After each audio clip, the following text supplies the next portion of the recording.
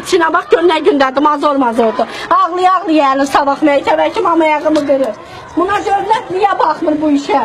Belə şey olmaz axı. Mən nə ilə saxlayayım qadına? Bax bu uşaqları mən nə ilə saxlayayım? Hökumət bunu eşitsin, buna dur desin bu xanıma.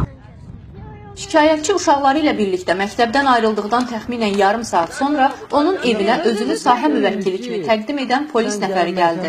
O, direktorun Meydan TV-nin əməkdaşından və Rüstəmovadan şikayətçi olduğunu bildirdi.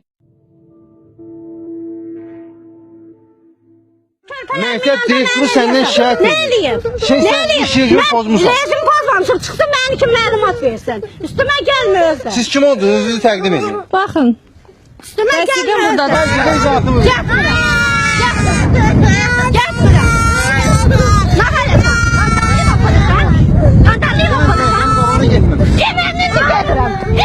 Getmən gələn sana falan. Gedir iş rejimi pozdur ona göre. İş rejimi pozdur. Gedir orada səs-küy salır. Məktəbin şişəsini qırır. Gəl buraya göstərin. Siz özünüzü təqdim edin ki, kimsiniz? Haran qədər tutur? Haran? Hayır göstər. Çəkil də izahat ver, tezcə. Ha çəkil ana ha. Tezcə mi? Uşağı, çıxışdırma bana ha. Uşağımı təhqir eləyirsən sən. Xəstədən olma. Mən məlumatımı verirəm. Məktəbin qabağına getmə. Kimə? Nə verəcəm? Məktəb direktoru səndən şikayət edir. Niyə ilahənləri burada bəni qaldırdın? Hakkını niyə vermədin? Niyə? Sen gelin niye iş rejimi pozmuşsan? Malikama. Niye geçtin? İşimdən çıxardım bu uşaqla ne yiyip? Get. Səni ben seni bu qaldırdım. Get. Get məhkəməyə mi? Get məhkəməyə verin.